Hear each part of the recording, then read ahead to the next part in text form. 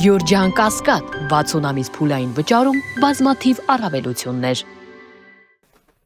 Կենտրոն Պարոն Մամիջանյան,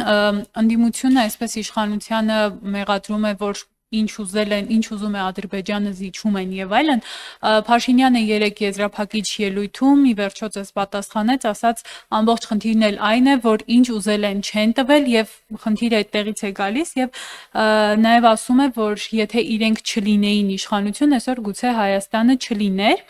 Եվ ի վերջո ասում է այսօր արդեն խաղաղություն է,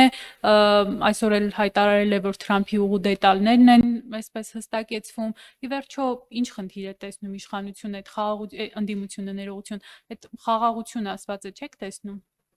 Շնորհակալություն։ Չի կարող լինել բանական մարդ, ով խաղաղություն չուզենա։ Եվ այդ կեղծ թեզը, որ Փաշինյանը փորձում է առաջ տանել, թե իբր ինքը խաղաղության ջատագով է, ավերիչ պատերազմը, ամենաշատ ռազմական գործողությունները եւ ագրեսիաները Հայաստանի Հանրապետության նկատմամբ եղել են իր իշխանության օրոք։ Ինչ խաղաղություն։ 1. Երկրորդ, խաղաղությունը որևէ երաշխիք, բացի նրանից, որ առևտուր կանենք լավ կլինի, չունի։ Իսկ Ադրբեջանային երկիրը չի, որին փորձ է զսպել հայտարարություններով կամ առևտրով։ Աշխարհում այս պահին ընթացող ամենամեծ ռազմական կոնֆլիկտը, համ միջազգայինորեն ճանաչված սահմաններ էր առկա, համ խորագույն տնտեսական կապեր էին առկա, երկրներից մեկը մյուսի համար հանդիսանում էր էներգակիրների տրանզիտային երկիր, այսինքն ակնհայտ է, չէ՞, որ Հայաստանի եւ Ադրբեջանի միջև այդպիսի տրանզիտային հարաբերություններ, ինչպիսիք Ռուսաստանի եւ Ուկրաինայի միջև են, քիչ հավանական է, որ տեղի ունենան զուտ աշխարհագրորեն։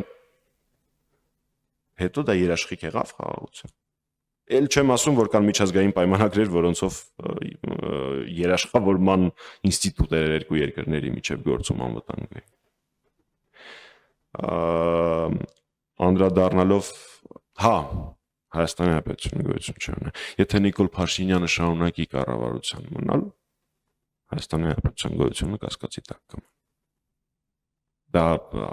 անհերքելի փաստ է։ Դա տեսնելու համար ուղղակի պետք է նայել, թե ինչ կորուստներ է ունեցել Հայաստանի Հանրապետությունը Փաշինյանի կառավարման ընթացքում։ Տարածքային, աշխարհաքաղաքական եւ այլն։ Անդրադառնալով նրան, թե ինչ է Հայաստանը տվել կամ Ադրբեջանի որ պահանջներն են կատարվել։ Եկեք միասին փորձենք վերլուծել։ Մենք ոչ մի դեպքում սահմանադրությունը Ադրբեջանի պահանջով չենք փոխելու։ Մենք դա կանենք մեր որոշումով, լավ հեքիաթ է, չէ՞։ Մենք ոչ մի դեպքում միջանցք չենք տալու,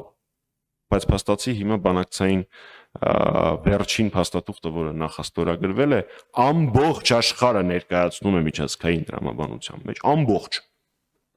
Հասկանում եք, ստորագրումից մի քանի վայրկյան հետո նախագահ Թրամփը օգտագործում է միջանցք բառը։ Հեքիաթները, որ դա անգլերեն բառ է եւ այլն, խնդրում եմ, էլի անգլերենը այնքան հոմանիշներ ունի, որ կարելի է այդտեղ օգտագործել։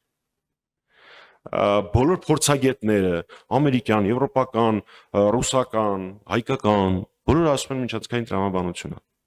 Բացի Փաշինյանից։ Ոչ մի բան չի հիշացնում։ Այդ մարդը կամ միջազգային փաստաթղթեր կարդալ չգիտի, կամ էլ ստում է բոլորիս։ Ես հակված եմ երկրորդ տարբերակի։ Ամենածիծաղալու դրվագը ստորագրման պահից են պահներ, երբ Փաշինյանը ասենց ծիգրակում էր, նայեր, տեսներ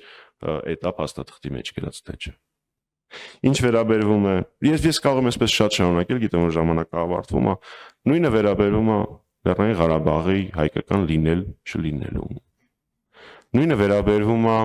այն կետերին, որոնք իմ գործընկերները ընդդիմադիր 1.5 տարի առաջ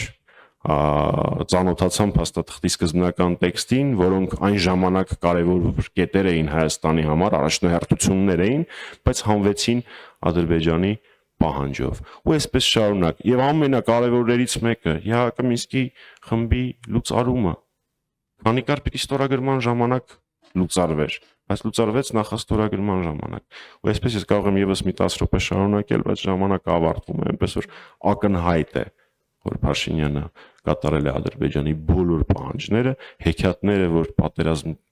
չէր լինի, եթե կկատարեինք եւ այլն, փաստացի բոլոր պահանջները կատարված են։ Շնորհակալություն ժամանակավարժ։